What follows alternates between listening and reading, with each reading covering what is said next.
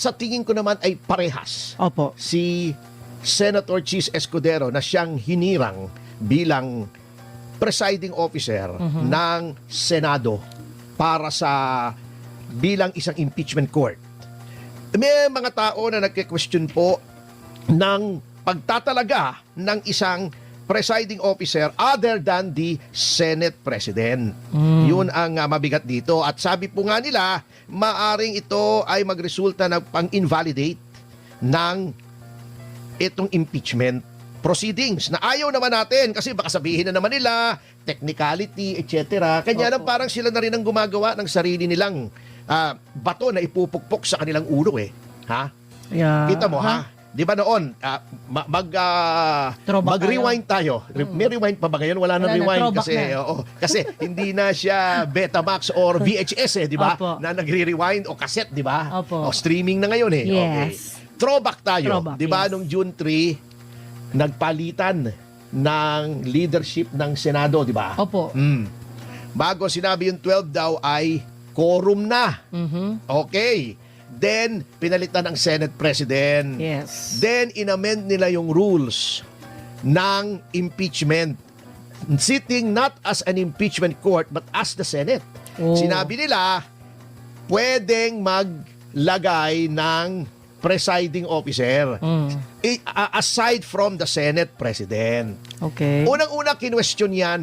Sabi, inamend nyo yung rules, sabi ni Senator Marcos. When you were just sitting as the Senate, as a legislature, hindi as an impeachment court. Okay. May puntos naman. Hindi ko sinasabing tama, hindi ko sinasabing mali, pero may point. Yes. Number 2, yun nga, etong kahapon, inelect na presiding officer si Chis Escudero. Ang akin lamang, gusto pala ng majority kasi naging 30 na sila, di ba? Opo. Naging 30 na sila, so wala namang question na majority na. Opo. You need 13 to elect a Senate President. Completed na sila. Kung completed na, okay. Yun pala ang gusto nyo ang mag-preside sa Senado doon sa impeachment court. Kasi alam nyo na naman at the time na naghalal kayo ng Senate President na magkakaroon ng impeachment. Alam nyo na, di ba? Si SP Cayetano pa Opo. ang nakaupo. Dumating na yung taga-House at tinransmit na yung articles of impeachment, di ba? Yes. Habang nagkakagulo, di ba? Opo. O, di alam nyo na magkaka-impeachment. Gusto nyo pala, abogado, Ayun. ang mag-preside. Bakit hindi pa antimano Yun na dapat. si Senator Escudero na ang pinili inyong nyo. inelect as Senate President. Ngayon, unang-una, ito epekto ha. Ito ang unang-unang epekto na, well, this is the least of our worries. Yes. Kasi ang dami tuloy pumupuna. Ang dami-dami ha. Na bakit dalawa nakaupo? Parang kengkoy. Oo. Bago yung isa, wala namang ginagawa. Okay. Number 2, allowed ba yon? Ang tinuturo po ng majority ay yung sariling rules ng Senate. Okay. At totoo naman sa ilalim ng Article 11 ng Konstitusyon, ang Congress ay gagawa ng sarili niyang rules para effectively ma-implement ang kahit anong impeachment proceedings. Tama po yun. Okay. May karapatan. Pero meron din pong doktrina sa constitutional law na kahit anong gagawin ng kahit anong sangay o departamento ng ating pamahalaan ay hindi lalabag sa konstitusyon. Anong nakalagay sa konstitusyon? Hoy, happy 1.5 thousand viewers ang aga naman. Hi, Maraming good salamat morning, po sa guys. pagtitiwala. Oo. Thank you. Anong nakalagay sa konstitusyon, mga kasama? Nakalagay doon kapag may impeachment, yan ha, ang Pangulo ng Pilipinas ang nasasakdal o respondent o gustong i-convict o ina-impeach, ang punong mahistrado ng Korte Suprema ang magpipreside. Okay? Di ba? Oo. Yes. Wala pong question yon. Okay. Wala naman sa konstitusyon kung sino magpipreside pag hindi presidente. Oh. Yung CJ, by the way, na nagpe-preside, hindi bumoboto ha. Opo. Oo, presiding officer lang siya. At walang problema ron. CJ yun eh. Ibig sabihin siya yung pinakamagaling na abogado rito sa ating bansa. Punong maestrado yun eh. O, walang question dyan. Okay. Pero paano pag hindi? Di ba noon, si CJ Corona ang nag-preside ay si Juan Ponce Enrile as Senate President. Yes. Ang question, maaari ba na hindi Senate President ang mag-preside? Hindi. Pwede bang pumili ang Senado ng ibang presiding officer? Yun ang question. Simple lang. Anong sabi ng majority? Pwede daw kasi under Article 11, pwedeng mag-promulgate ng rules ang Congress for the effective implementation ng impeachment. Okay. Pero anong sabi ng konstitusyon? Sapagkat kahit anong rules ng Senate, hindi rin pwedeng kumontra sa konstitusyon. Oo. So silent. When the Constitution is silent, titignan natin ano bang intensyon ng framers o yung nagsulat ng konstitusyon. At yan po ay makikita sa journals. Kaya nga po may journals eh. Yung parang transcript, word for word, ano bang sinabi noong mga miyembro ng Constitutional Commission noong 1986 nung sinusulat nila ang konstitusyon. Ano bang intensyon nila nung sinulat nila yan? Ito ha. Sige. Ito, sinabi ni presiding officer, ito ay noong July 28, 1986 na pagdedebate ng Constitutional Commission. Okay. Sabi ng presiding officer, committee doon sa accountability ito eh. Sabi niya, what does the committee say? Tumayo si Monsod, Commissioner Monsod. Ano pangalan ni Monsod? Yung Christian Monsod. Christian Monsod. Sabi niya, is it not understood that when the President of the Philippines is on trial, it is the only time when the Chief Justice of the Supreme Court will preside? Yan. Oh, happy 2,000 viewers! Maraming salamat po.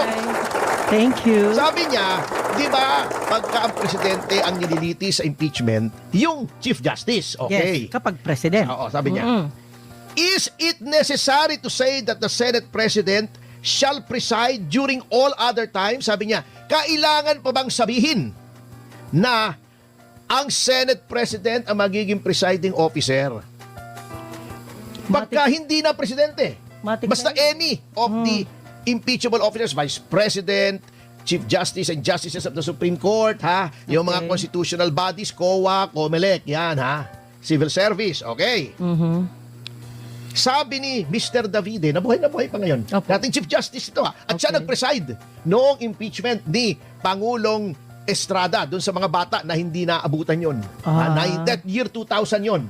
So kung below 25 ka, ay kahit 25 ka, syempre hindi mo naman alam yun. Alam naman 2 years old, nanonood ka ng impeachment, di ba? Oo. Hindi mo ba alam yun? Oo, di ba? Oo, sabi niya, Mr. Presiding Officer, I precisely presented that because we had a distinction when it comes to the Chief Justice of the Supreme Court. Okay, ito, maliwanag po But with that clarification, that in all other cases, it would be the President of the Senate who will preside. Okay, yun ang intensyon ng sumulat nitong mga talatang ito sa ating saligang batas. Uulitin ko Tagalogin mo para maintindihan nila. Madali lang ito. In all other cases, Sa ibang mga kaso, it would be the President of the Senate dapat ang presidente ng Senado who will preside. ang magdedesisyon. Hindi, mangangasiwa. Mangangasiwa, okay. Parang siya yung mangangasiwang ministro. I withdraw the amendment. Yan. Hindi na niya pinalagay na in all other cases. Kasi klaro naman. Kaya daw sinabi, okay pagka-Pangulo, Chief Justice. Okay. Hindi mo na kailangan sabihin pag hindi Pangulo, Senate President. Okay. Oo. Kasi ang konstitusyon po, eto ang haba-haba nga nung konstitusyon natin. Di ba? Oo. Ang haba, isa sa mga pinakamahabang konstitusyon sa buong mundo. Ang konstitusyon kasi dapat succinct. Yung parang summary lang. Sa atin medyo mahaba. So siguro, sinasabi nila, ang haba na nitong konstitusyon. Pinaiksi. I-pare down natin. Wag na nating masyadong pagkahabaan pa. Okay. Pero very clear. Uulitin ko. Para maintindihan Sabi na. Kaya palagay ko may puntos. At yun ang concern kasi po nila. But with that clarification that in all other cases, it would be the President of the Senate who will preside. Yun ang kagustuhan ng saligang batas. Ayan. Ang saligang batas na niratipika ng karamihan ng Pilipino noong 1987. Ayun, matik na yun Oo, dapat. hindi po pwedeng kontrahin yan ng kahit anong rules ng Ayun. Senado. Yun po ang sinasabi nilang nagiging questionable. Yun nga, nahihirapan nga po kasi, bakit kasi nagkaroon pa ng ganong komplikasyon? Bakit kasi antimano hindi na lang si Cheese Escudero? Oh, Ngayon, magkakaroon ng question. Yun naman Yun pala. ang mabigat. Mm-mm. Anyway, mabalik tayo roon. Eto naman, kaya ako naman nasabing wala namang problema kay Cheese except for the constitutional dimension noong kanyang pagkahalal bilang presiding officer nitong impeachment court. Kasi maayos naman ang kanyang mga rulings. Oo. Unang-una, nilay down na niya yung pundasyon ng botohan. Sabi niya, the Constitution is clear. Conviction requires a concurrence of 2/3 of all the members of the Senate. Yan. Saying that 16 ang kailangang boto. Yan. Okay. At maganda rin yung ruling niya kasi eto noong nag-motion si Luistro, eto yung sinasabi ko si Luistro, di ba? Paulit-ulit natin Opo. sinasabi. Si Luistro, at pumunta sa screen yan. Kapag Nasunog, nabara. siya ay akala mo magaling kung hindi ka magaling. Pero pag magaling ka, alam mong hindi siya magaling. Yan. Oo. Hoy, happy 2,500 viewers po. Hi, Napakaaga naman. thank you, Maraming guys. salamat po. Maraming salamat. Okay. Mga kasama. Eto si Luistro ay bigla nag-motion. Ang sabi niya, i-arraign daw. I-arraign si VP Sara Duterte sa makatuwid bagay, hinalintulad niya yung impeachment court sa hearing sa criminal case. Sabi niya, dapat daw basahin Muli. each and every article of impeachment at mag-enter daw ng plea. Guilty or not guilty.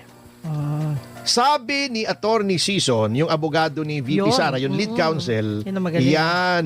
Sabi kasi ni Luistro, Rule 7 daw, may sinasabing failure to appear, failure to file an answer, there should be an entry of plea of not guilty. Ayan. Sabi ni Attorney Sheila Sison, Ito, magaling to. bakit daw humihingi ng arraignment o entry ng plea of not guilty si Luistro?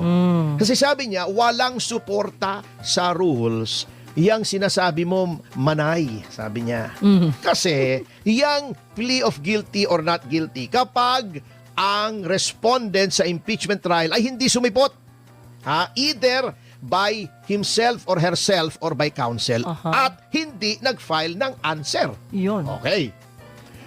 Kung ganon, ay tama si Luistro. Pero hindi po ganon ang sitwasyon. At Yes. sinabi ni Attorney Sison, nag-appear po si Vice President. Vice President, hindi personally, pero yung summons na pinirmahan ni Senator Win Gatchalian ay appear personally or through counsel. Ayun. Pinapayagan na siya ay mag-appear sa pamamagitan ng kanyang mga abogado na Abogado. naroroon. Therefore, Yes.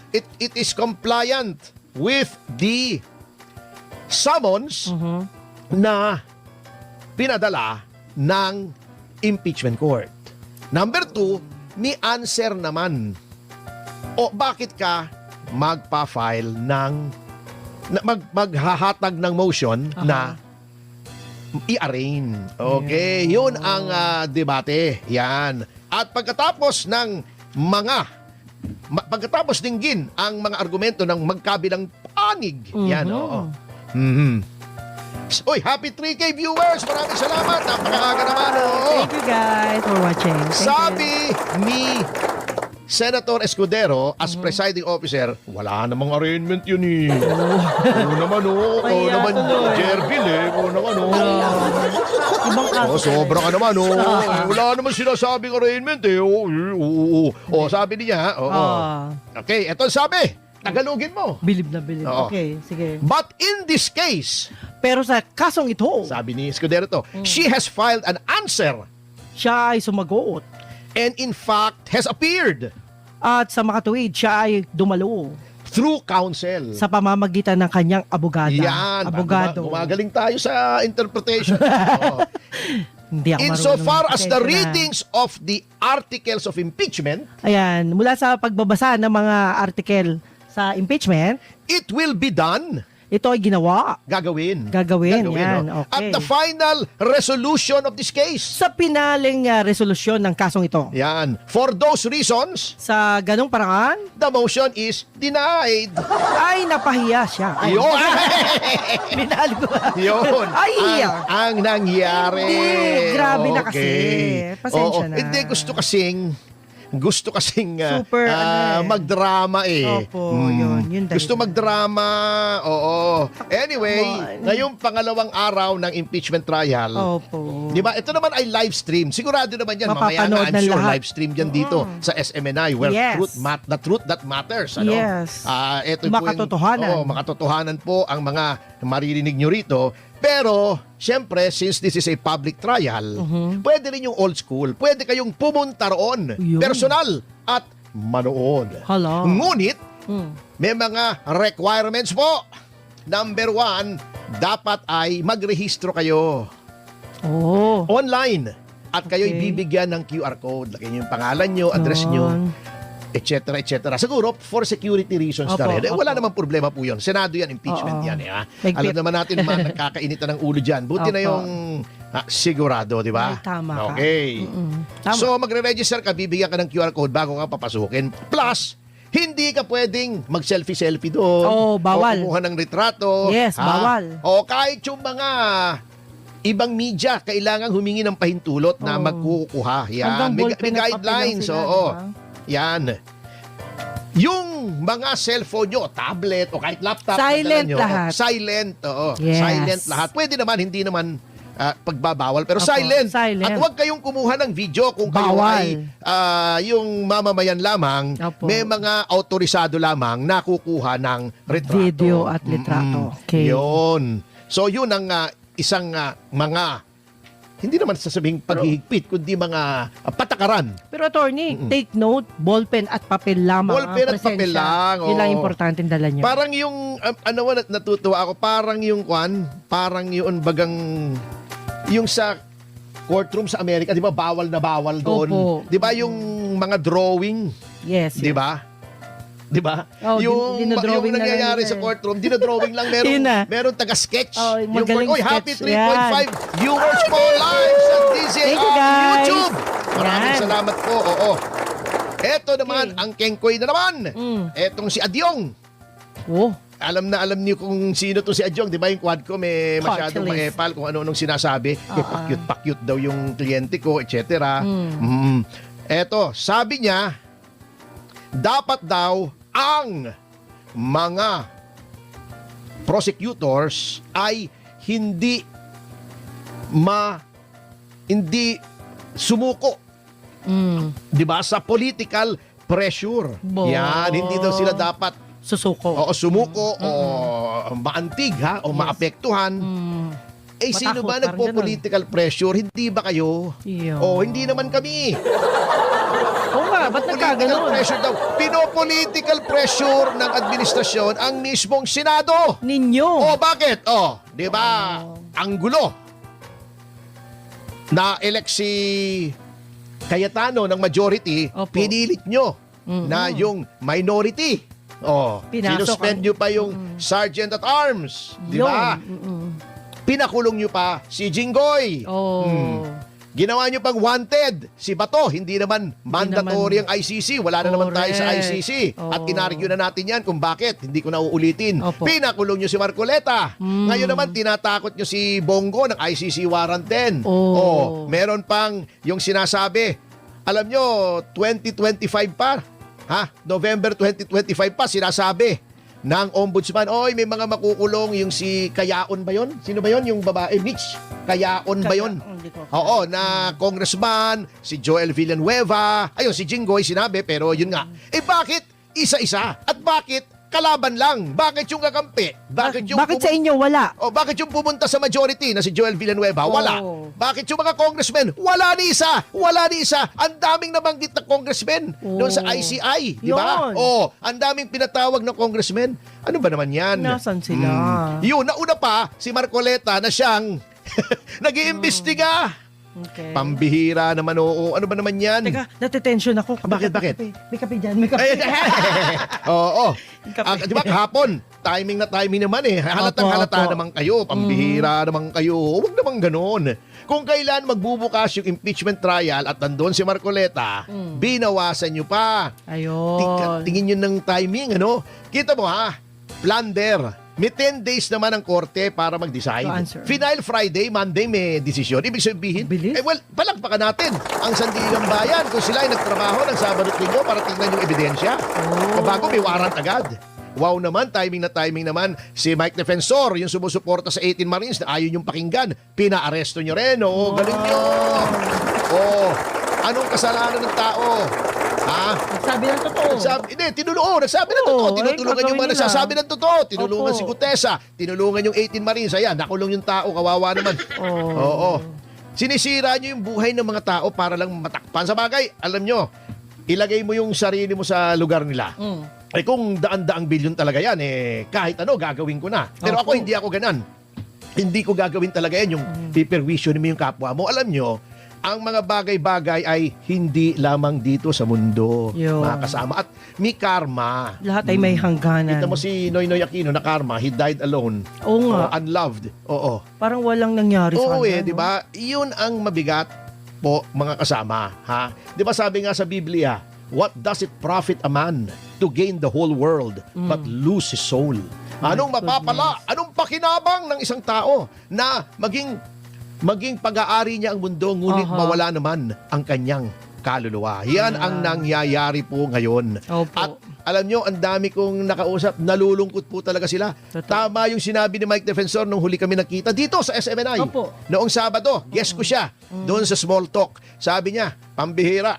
Kita mo, ang dami-daming tumanggap ng maleta ng mga congressmen, ng mga senador. At napatunayan yan. Oo, nandyan may mga witnesses. Sinabi rin ni Saldico! Sinabi ni Saldico! Hindi lang yung 18 Marines, baka nakakalimutan yung testimonya ni Marami, Saldico. oo.